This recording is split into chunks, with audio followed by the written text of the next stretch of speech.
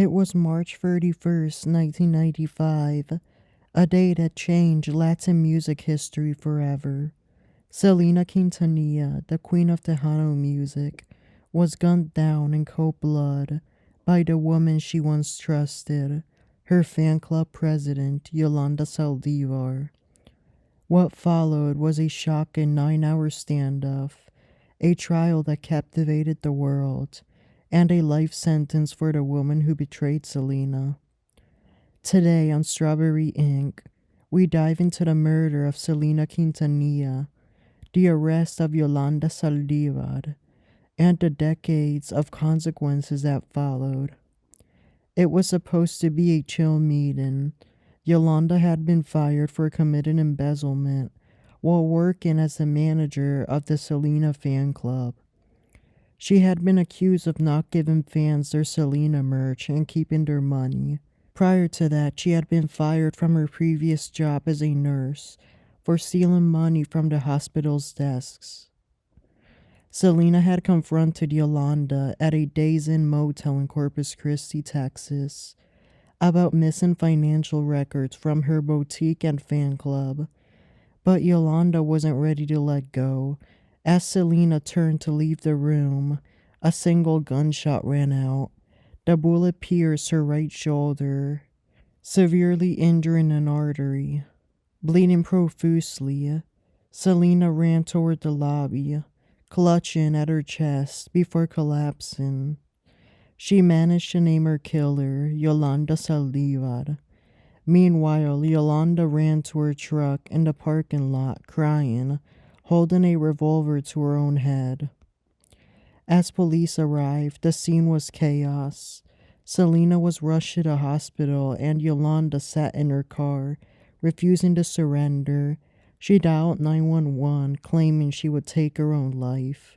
What followed was an intense 9-hour standoff, where officers tried to talk her down.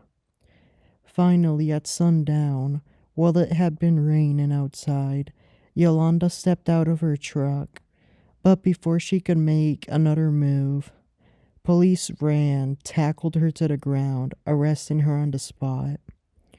As they drove her to the station, she wailed uncontrollably, her high-pitched sobbing and crying, annoying the officers to the point of exhaustion. They afterwards suffered headaches and called in sick the next day. But the world would soon learn Selena hadn't made it. At Corpus Christi Memorial Hospital, doctors fought to save Selena's life, but the damage was too severe. She was pronounced dead at 1:05 p.m. The news spread like wildfire, shattering the hearts of millions. Meanwhile, Yolanda Saldívar was processed at the Corpus Christi police station. She insisted the shooting was an accident, but her actions said otherwise. She was booked into the Nueces County Jail, awaiting charges. The next morning, she had her first court appearance before Magistrate Miguel Peña. Her bail was set to $100,000, an amount she could afford. For now, she walked free, securing high-profile attorney Douglas Tinker for her defense. But freedom wouldn't last long. The state of Texas wasted no time building its case. Prosecutor Carlos Valdez presented the evidence to a grand jury, who quickly indicted Yolanda on a first-degree murder charge. At her arraignment, she pleaded not guilty. This time, her bail was raised to $500,000, too high for her to afford. Shackled and crying, she was taken back to jail, where she would remain until trial. But on this trip back to jail, the deputies driving the van she was being transported in were not as annoyed by her crying as the officers whom had arrested her. This was because the van's windows were thicker. Thousands of fans of Selena attended her visitation at the Bayfront Plaza Convention Center on April 2nd, 1995. Then the following day, they returned for her celebration of life, which was held at the Seaside Memorial Park in Corpus Christi. That is where she is buried.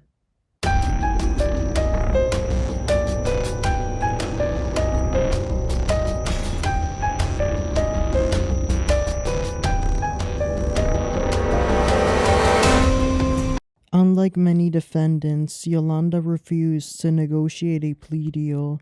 She maintained her innocence, claiming the gun went off by accident, but the evidence told a different story. Her trial was moved to Houston due to a intense media coverage. On October 9th, 1995, the trial began at the Harris County Courthouse. 2 weeks later, the jury found her guilty. The jury consisted of 12 members and 2 alternates. Judge Mike Westergren wasted no time.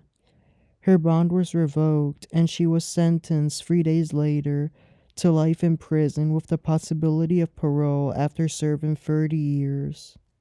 After her sentencing, Yolanda was transferred to the Texas Department of Criminal Justice, initially being processed at the Gatesville unit, and then being transferred to her current facility, the Patrick O'Daniel unit, also in Gatesville. The judge who conducted her trial, Westergren, refused to toss her conviction nor redo this trial, nor release her as she awaited a decision on her appeal. Her appeals went nowhere. In 2008, the Texas Court of Criminal Appeals denied her request for a new trial. Then, even the U.S. Supreme Court refused to hear her case. The Innocence Project wouldn't touch it, nor any other organizations in support of wrongfully convicted inmates, because they knew she was guilty. She even appealed her sentence. However, each court and each organization refused to have her be exonerated, nor have her be resentenced, nor have the sentence lowered. She has spent 3 decades in isolation. Other inmates want nothing to do with her, and she receives constant threats. She has no friends, no family. Both her parents passed away while she was incarcerated, and she wasn't allowed to attend her funerals. Over the years, she has continued to blame everyone but herself. Selena, her father, the media. Then, her chance for parole finally came. However, on March 27th, 2025, she was denied parole. The parole board showed no remorse, no accountability, just excuses. Selena Quintanilla was just 23 years old when she was murdered. She had her entire life ahead of her. Grammys, crossover albums, dreams that would never be fulfilled. Yolanda Saldívar sits in prison, living the consequences of her actions, isolated, despised, and with no chance of freedom in sight. While in prison, she has complained about the food and how strict the staff is, and how mean the other inmates are with her whenever she walks through the hallways. She is always alone in her cell block, and when she goes out for recess, she is also by herself. Selena's legacy, however, remains untouchable. Her music continues to inspire generations. Her impact on Latin culture is undeniable, and the world will never forget the vibrant, talented young woman taken too soon. This has been Strawberry Ink. I'm Santiago. Until next time, stay safe, stay informed, and never stop questioning the stories you hear. May Selena and Yolanda's parents rest in peace. Have a good rest of your day.